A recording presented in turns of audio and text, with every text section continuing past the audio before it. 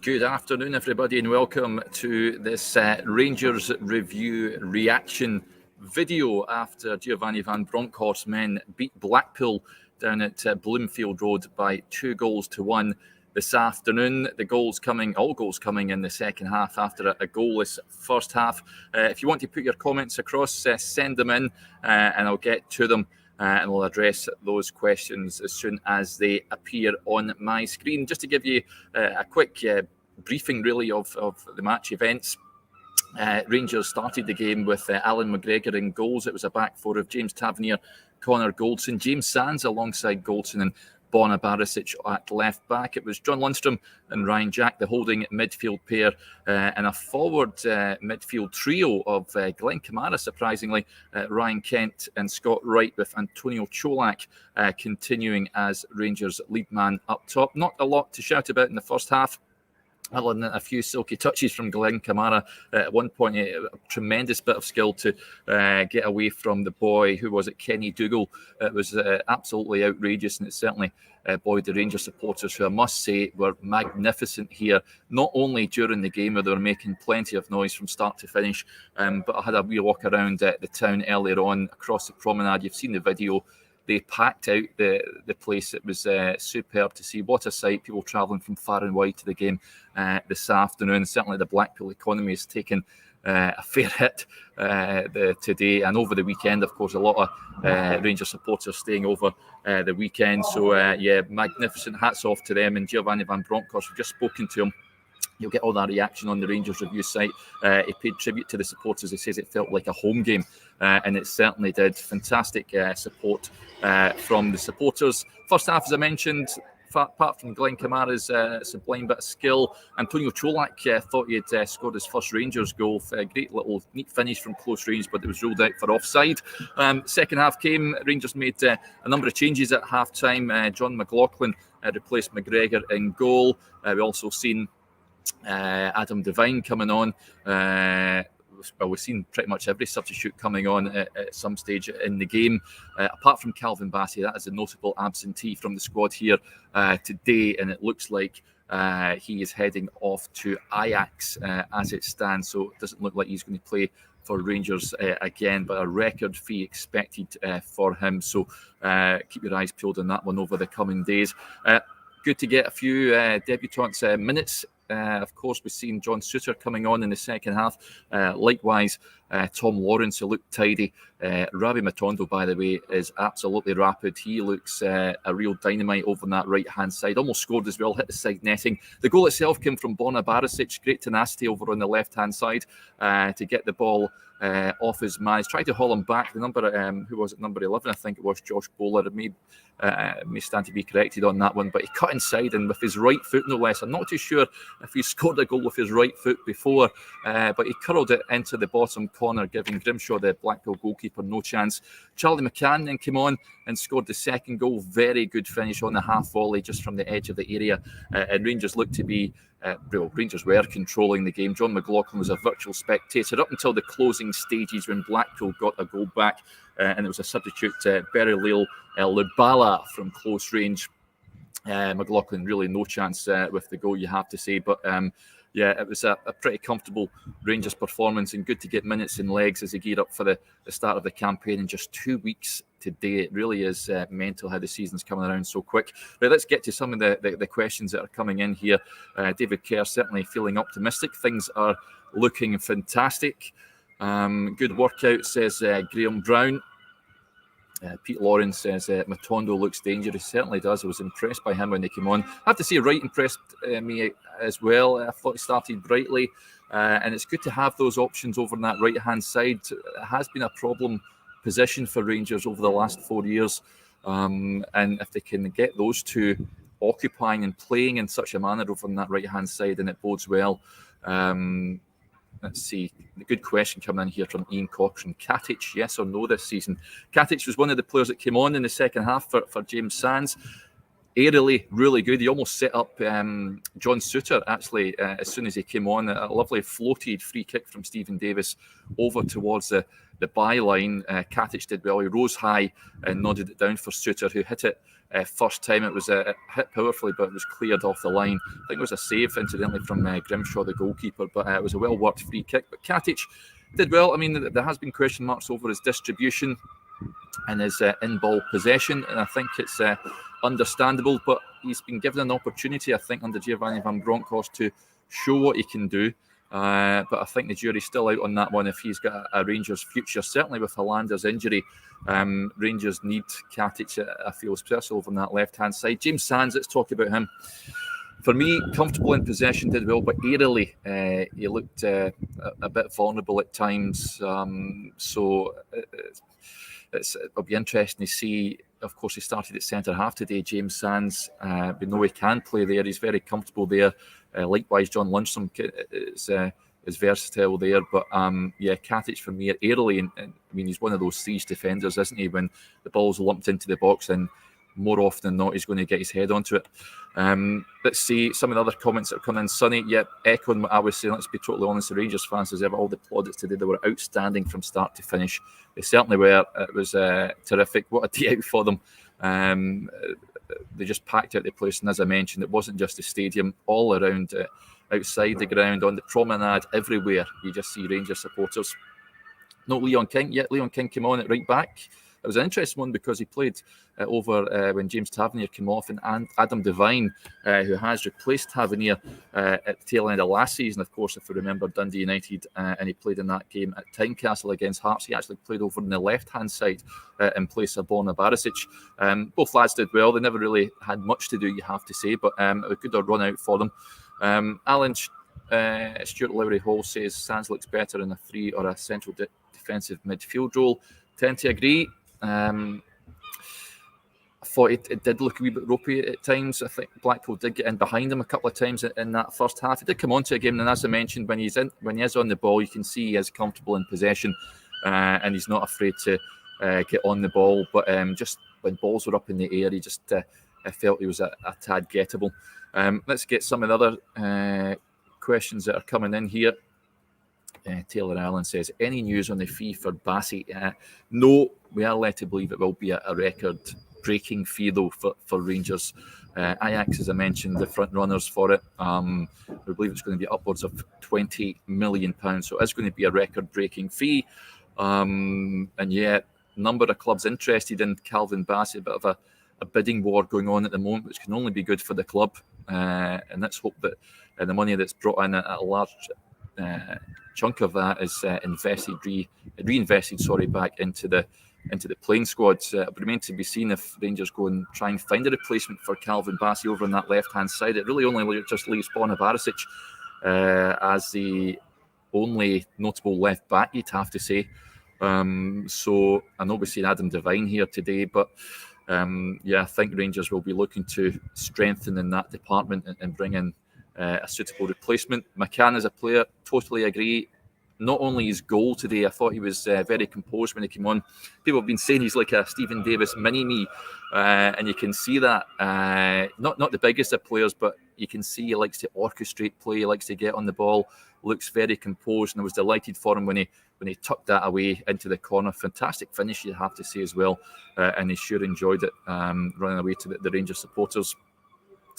Aldo agrees with me. Need a left back if he goes. Totally agree. Rob Cole says I'd take a look at Brandon Williams for left back, fourth choice at Man United now.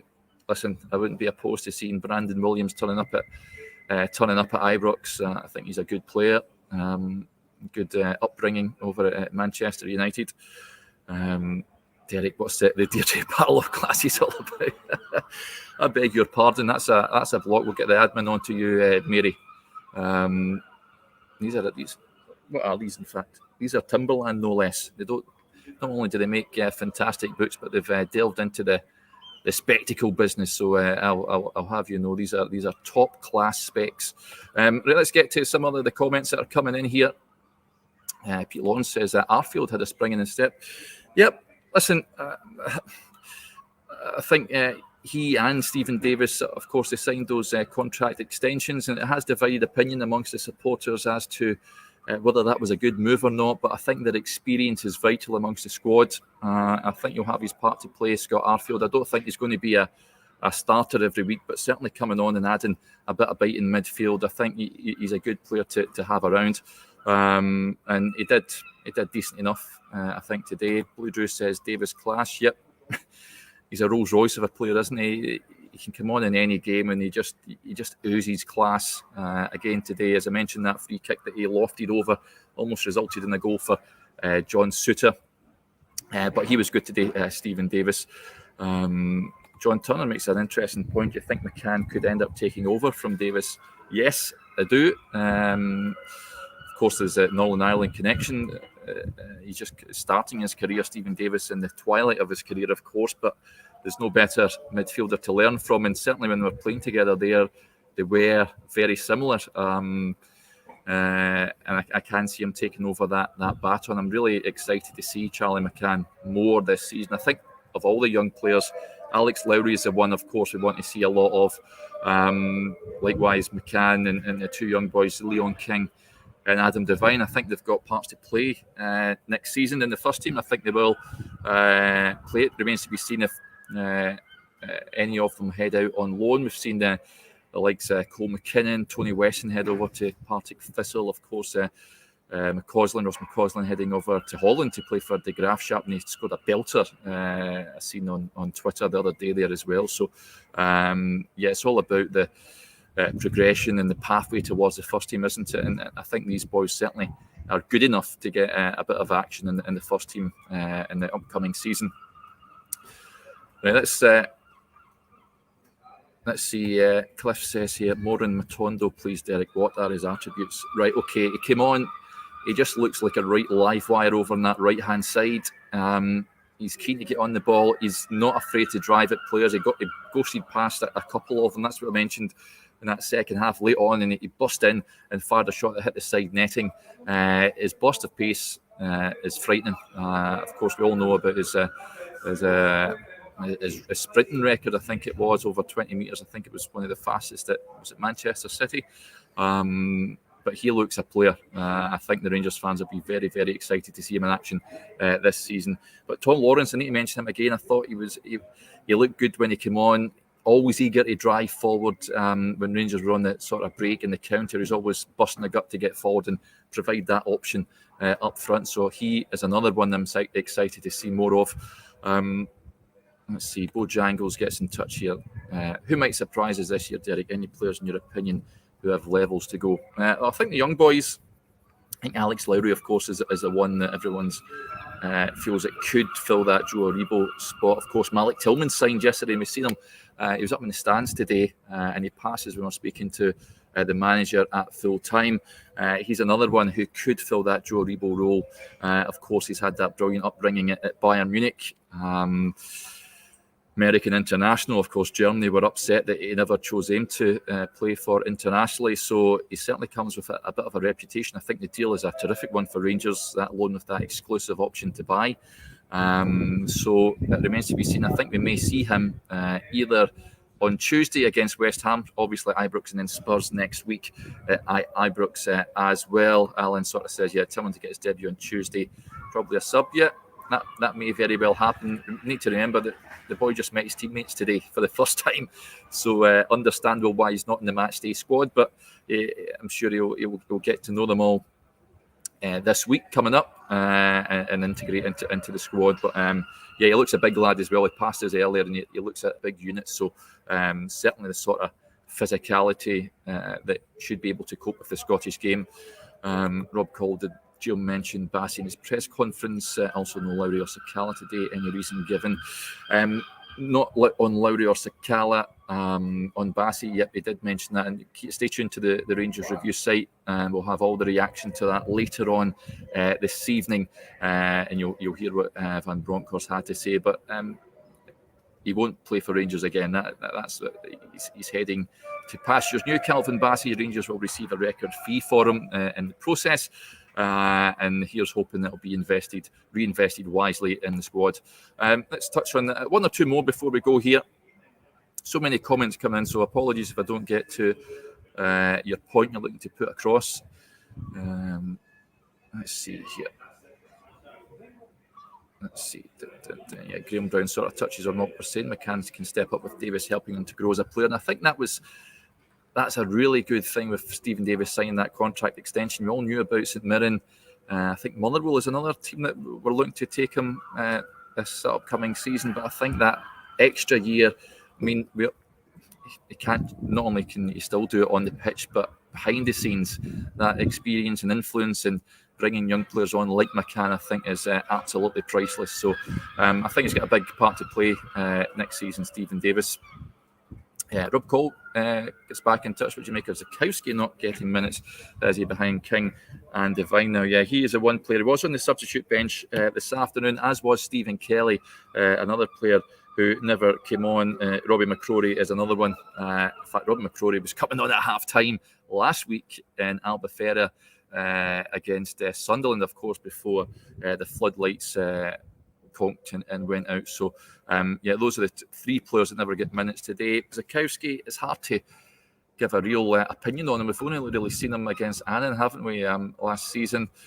We know he has beefed up quite a fair bit, but no appearance today. I'd imagine we may see him next week. It makes sense to give him some minutes, but is he behind King and Devine? Possibly. Only Giovanni Van Bronckhorst is in a position to say where he stands in the pecking order. But it'll be an interesting one. At the end of the day, James Tavernier is the number one right back, and it's hard to see any of these players getting minutes ahead of the captain. You're looking really at those Scottish Cup or League Cup matches when you're playing lower league opposition as a chance when the young lads might get an opportunity. But Tavernier's rarely injured, isn't he? He's very robust. So it'll remain to be seen if they get a run out at all. Let's touch on one or two more then. William Campbell gets in touch. Thanks to all the Bears at the game today. They made such a noise. Even felt the atmosphere at home watching. Yeah, tell you what, William, the stand that I'm sitting in just now, it's a temporary stand. It was a stand they put up when Blackpool reached the Premier League, of course, I think over a decade ago now. And the stand was absolutely rocking. It was shaking, but it was Rangers fans not only occupying this stand, but they're over in the stand behind the goal, making plenty of noise. That's where the Union Bears were, over to my left-hand side, or you can see there at the right. There was Blackpool fans here as well. Plenty of empty seats in their end as well. But the Rangers fans were the ones that were making all the noise. There's some guy shouting at you here from across there, trying to work out who it is, to be honest. They're in the director's box. I think they've had a few refreshments, to say the least. Let's see here. I'll sort it out shortly. 2 wee seconds. Just speaking to fellow journalists at the game. But I think that'll do us here, folks. Thanks to everyone getting in touch with the programme. Aldo RFC touches on it. Proud atmosphere at Blackpool, as my cousin there says it was jumping. It certainly was, and it bodes well. I'm sure Ibrox will be jumping on Tuesday and again on Saturday as well. Remember, all the reaction to come from Giovanni Van Bronckhorst on the Rangers Review site. Stay tuned to that tonight. And remember, just a reminder of that offer. You can see the ticker below. We've got that offer on just now where you sign up. You get 2 months for £2. You pay your £2. And that's you sorted for 2 months worth of coverage. Head over to rangersreview.co.uk/subscribe for all the details. Okay, we'll be back again on Monday for your daily briefing. But until then, enjoy your weekend.